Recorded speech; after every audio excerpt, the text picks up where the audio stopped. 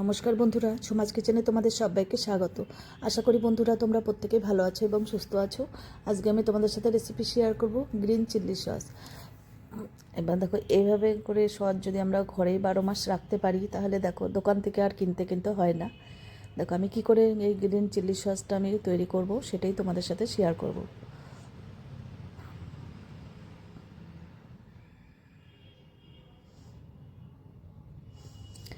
এবার দেখো কতগুলো আমি লঙ্কা নিয়েছি, একদম সবুজ কালারে নিতে হবে। দেখো কত সুন্দর লঙ্কাগুলো দেখতে, যে কোনো লঙ্কাই নিতে পারো, লম্বা বলো এরকমগুলো। এবার ধুয়ে নিয়েছি পরিষ্কার করে। এবার কিছুটা আদা কুচি দিলাম আর কয়েক কোয়া রসুন দিলাম। এবার একসাথে এটা সেদ্ধ করে নেব।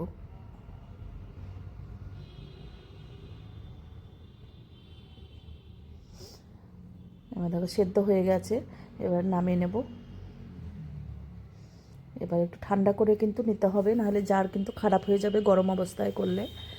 এবার এটা পেস্ট করব। আর কিন্তু কোনো জল দেব না, জল দিলে দেখবে বেশি দিন ভালো থাকবে না।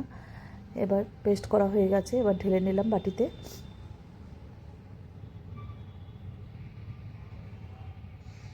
লঙ্কাটা যেহেতু একটু সেদ্ধ হয়েছে, কালারটা কিন্তু সবুজটা নেই। এবার 1 চামচ চিনি দিলাম, নুন দিলাম পরিমাণ বুঝে, আর কিছুটা ভিনেগার দেব। ভিনেগার দেওয়ার কারণে দেখবে এটা অনেক দিন, 1 বছর পর্যন্ত কিন্তু ভালো থাকবে, আচারটা নষ্ট হবে না সসটা। এবার একটু ফুড কালার দিলাম 2-3 ফোঁটা, খুব বেশি কিন্তু দিইনি, একটু দিলে কালারটা সুন্দর হবে।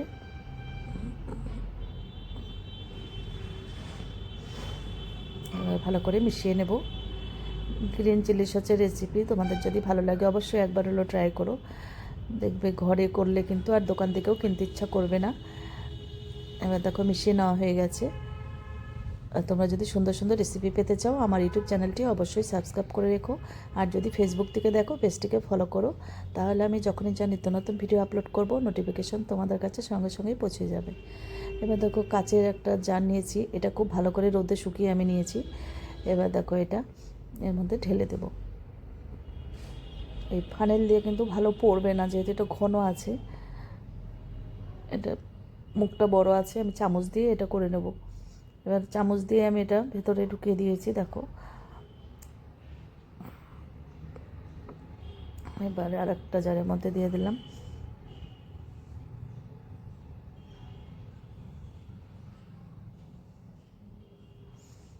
একদম স্মুথভাবে পেস্টটা করেছি, কোনো রকম দানাগুলো নেই।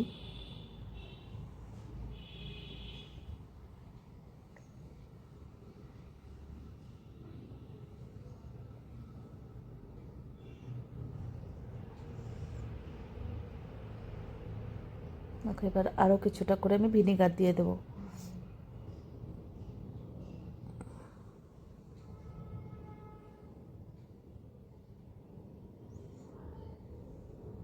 তোমাদের কাছে কেমন লাগলো অবশ্যই জানিও।